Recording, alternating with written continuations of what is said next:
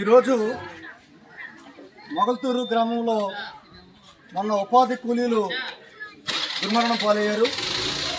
Mini van వారి మీద పట్టడంతో పనిచేస్తూ ఉండగానే ఉపాధి కూలీలు అక్కడికక్కడే ఇద్దరు మహిళలు చనిపోవడం, గుబ్బల మాణిక్యాలరావు గారు చికిత్స పొందుతూ మరణించడం, అలాగే గుడాల సత్యనారాయణ గారు తీవ్రంగా గాయపడి చికిత్స పొంది ఆయన కూడా ఇంటి దగ్గరే ఇవాళ రెస్ట్లో ఉండడం ఇవన్నీ కనబడతా ఉంది. అయితే ఇన్ని రోజులు అయినప్పుడు కూడా ప్రభుత్వం వైపు నుంచి ఉపాధి కూలీలను ఆదుకోవడంలో వారికి ఏమాత్రం కూడా శ్రద్ధ కానీ ఏమీ లేదు, చాలా నిర్లక్ష్యంగానే ఉన్నారు. కూలీలన్నా ఉపాధి కూలీలన్నా ఈ ప్రభుత్వానికి ఏమాత్రం కూడా చెంపుకున్నట్టుగా కూడా లేదు. ఏదో మేము నష్టపరిహారం ఇచ్చేసామని చెప్పేసి కొద్దిపాటు నష్టపరిహారం ఇచ్చి అదే అక్షరేషిగా చెప్తా ఉన్నారు. ఇది సరైనది కాదు.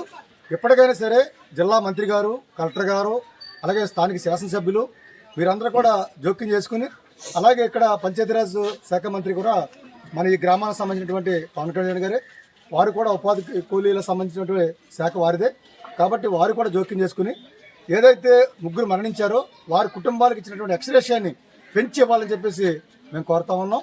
అలాగే గుబ్బల మాణిక్యాలరావు గారికి సంబంధించి 85,000 రూపాయలు అంబులెన్స్ ఖర్చులు ఆ కుటుంబమే పెట్టుకుంది. కూలీ కుటుంబం అంబులెన్స్కి 85,000 రూపాయలు పెట్టుకోవాలంటే అప్పులు పాలైపోవడం తప్ప ఇంకేముంటుంది. ఒక పక్కేమో ప్రాణం కోల్పోయారు.